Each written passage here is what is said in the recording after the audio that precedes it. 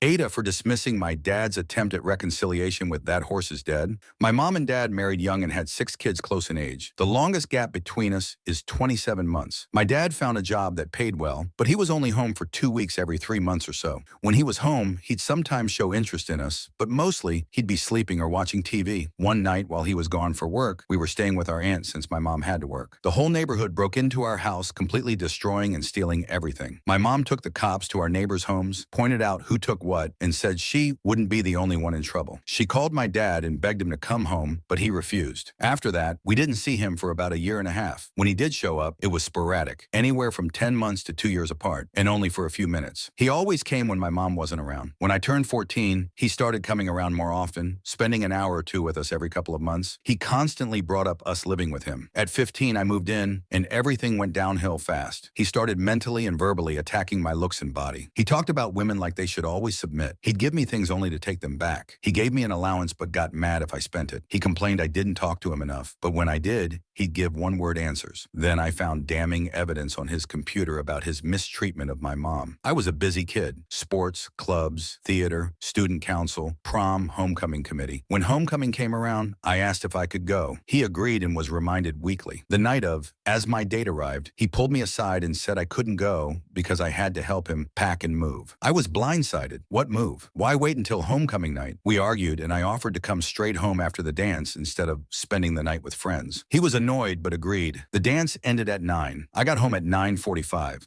I helped pack with some cousins he invited over, but I guess I wasn't fast enough. He started yelling and then laid hands on me. I left immediately and called my aunt to pick me up. He flooded my phone with calls and texts, calling me ungrateful, saying I cost him so much money and that I was a terrible person. I ignored them. After 2 months, I reached out for my clothes and belongings. I asked if we could talk. He never responded and blocked my number. A few months later, I went to his house. He opened the door, saw me, slammed it in my face, and started cussing me out through the door. I left and haven't heard from him since, until a few weeks ago. A text from a random number. Him, it's your dad. Me, what do you want? Him, I want to see about me being your dad and you being my daughter. A wave of confusion, disbelief, and rage hit me. I responded, that horse is dead. He replied, it's not dead, just on life support. With some work, it can get better. I blocked him and called my mom. Her response, that's still your dad. You need to let that hurt go and talk to him. Her words made me second guess myself. Maybe I was too harsh. Maybe I should give him a chance. But if a random person did what he did, I'd cut them off without a second thought. So why should I give him another chance just because we're related?